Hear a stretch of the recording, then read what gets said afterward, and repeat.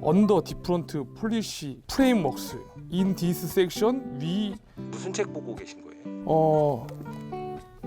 그림이 있어가지고 이런 게 좀 좋죠. 머니 프로블럼 돈에 문제가 있다는 얘기죠.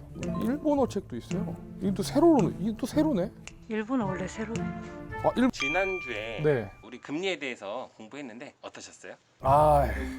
금리 갈까 나요. 그냥 뭐 올리면 그냥 저기 하고 내리면 저기 하고 다 아는 거 아니에요? 뭐 빅스텝이고 뭐 옛날에 뭐 스텝 바이 스텝 이런 거밖에 몰랐는데 이제는 뭐 빅스텝 다 알지. 뭐 한 거 크게 하는 거 다 알지 이거. 오늘은 주제를 직접 가지고 오셨다고요?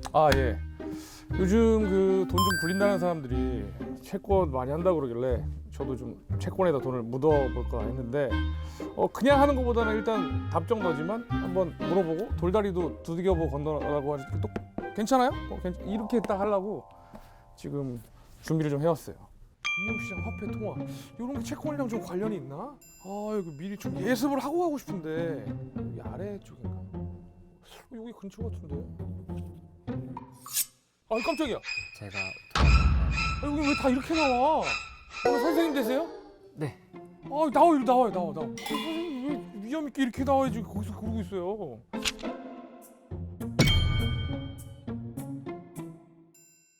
네, 선생님 만나 뵙게 돼서 너무 반갑습니다. 반갑습니다. 네. 강의를 좀 저한테 해주시기 전에 예. 그래도 이렇게 만났으니까 우리 인사를 좀 하고 시작하는 게 예일 것 같아요. 예. 저는 개그맨 김겨울이라고 하고요. 저는 한국은행 채권시장팀의 김민수 조사역이라고 합니다. 제 소개 안 끝났어요. 죄송합니다. 이게 성격이 급하시네요. 네. 오늘 여기 이제 공부를 하러 낮은 자세로 배움의 자세로 왔습니다. 실례지만 그 아까 예. 부서가 저는 금융시장국 채권시장팀에서 일을 하고 있습니다. 금융시장국 채권시장팀. 예. 좀 어려운데요? 금융시장국 안에 있는 채권시장팀인가요? 네, 맞습니다.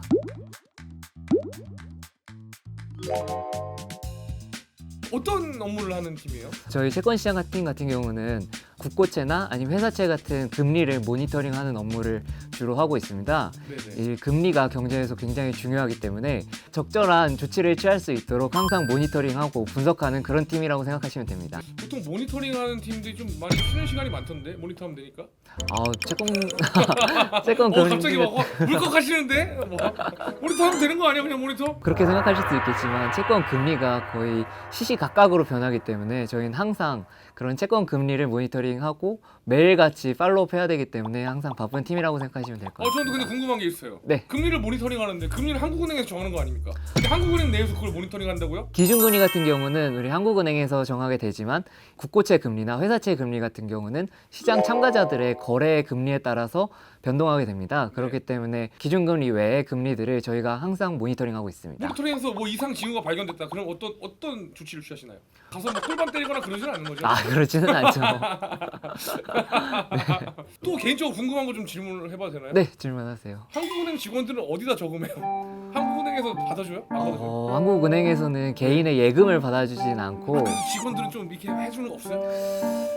제일은행을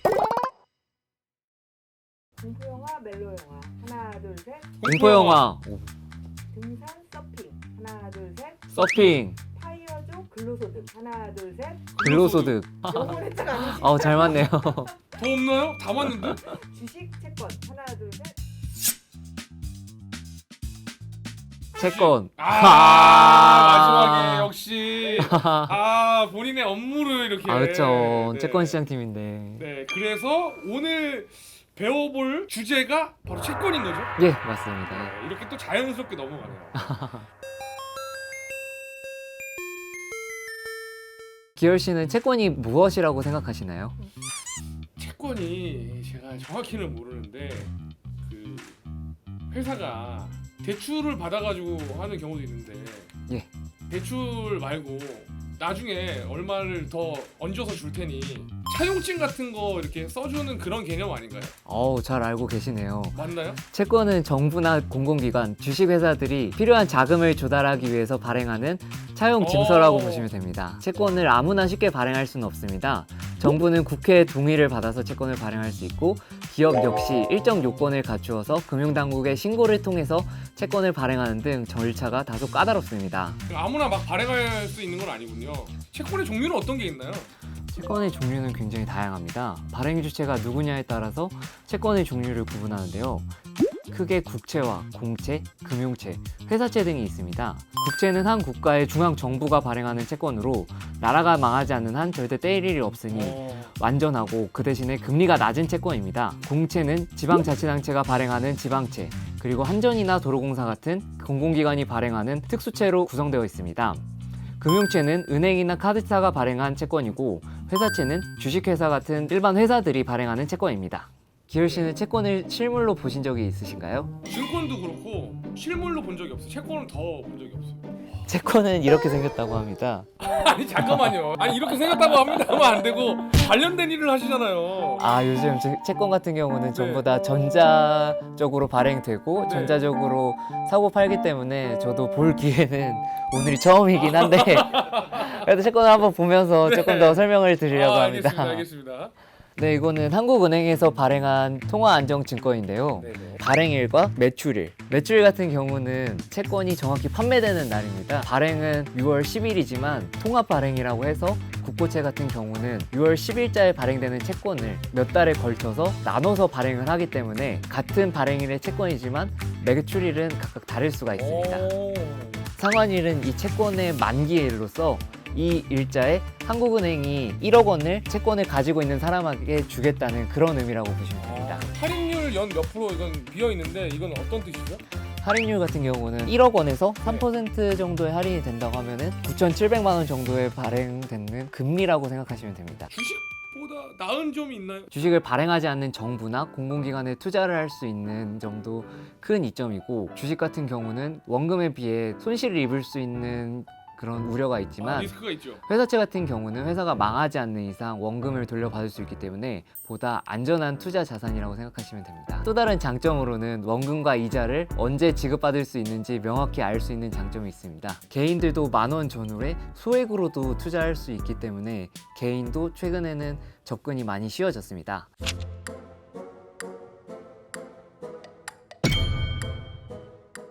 자 그러면 채권 투자를 하려면은 어떻게 해야 되나요? 편의점 가서 채권 2개 주세요 할 수는 없으니까 어디 가서 해야 되나요?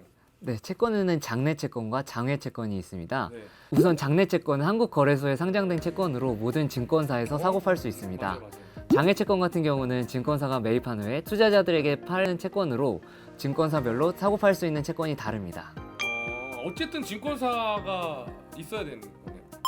증권사 계좌를 통해서 채권 투자하실 수 있습니다. 그러면은 기열 씨에게 문제 하나 내겠습니다. 네. 3년 만기의 채권의 금리가 높을까요? 아니면 10년 만기 채권의 금리가 높을까요? 당연히 10년 만기 채권이 높지 않을까요? 왜냐면 3년 기다리면은 봤는데 이게 10년은 3년에 3.3333배니까 채권 가격은 팔 때에 따라 달라지는데요. 채권의 금리는 매일같이 변하기 때문에 그 일정한 금리에 따라서 주식처럼 채권 가격도 매일같이 변합니다. 10년 만기 채권의 좋은 점은 일반적으로는 3년 만기 채권보다 금리가 더 높고, 또 3년 만기 채권 같은 경우는 3년 후에 그 투자한 원금을 다시 받아서 재투자해야 되는 리스크가 있기 때문에, 예를 들면 3년 만기 채권을 3번 투자할 때 3년 만기 금리가 내려간다면 보다 낮은 금리로 재투자를 해야 되기 때문에 그런 리스크도 있습니다. 아 그렇겠네요. 하지만 반대로 또 금리가 올라간다면 좋은 점도 있으니까 아까 그 말씀하신 대로 꼭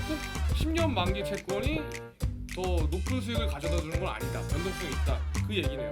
이제 경제 상황에 따라서 조금 다를 수 있습니다. 기준금리가 오르다 보니 시장금리도 오르게 되고, 네. 개인들이 투자할 만큼 금리가 높아져서 보다 메리트가 많아져서 개인들도 투자 자산으로 많이 찾고 있는 것 같습니다. 아 그래서 이렇게 요즘에 많이 88%나 증가가 된 거군요. 예, 맞습니다. 이런 게 다 이제 한국은행의 기준 금리랑도 다 연관이 되네.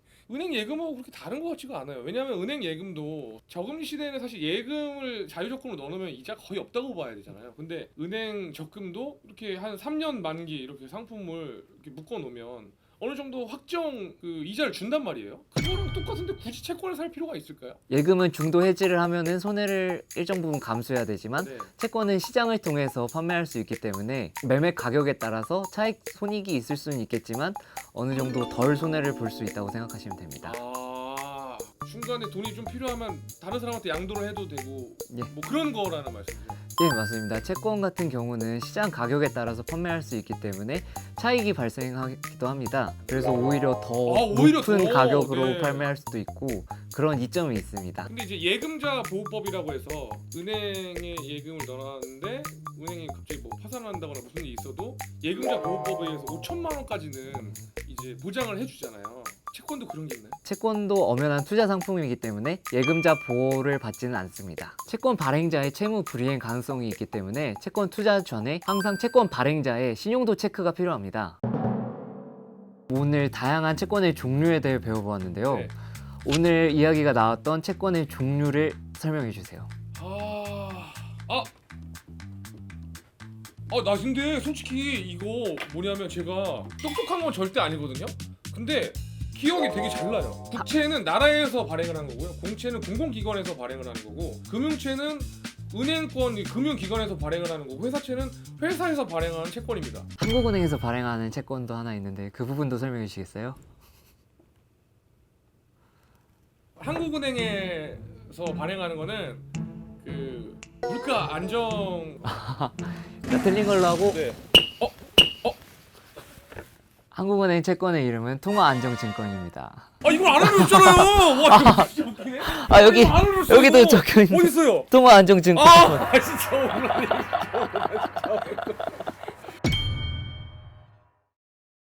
김기열의 갓생 프로젝트 돈 공부 2화를 함께 해봤는데요. 3화도 많은 기대와 시청 부탁드리겠습니다.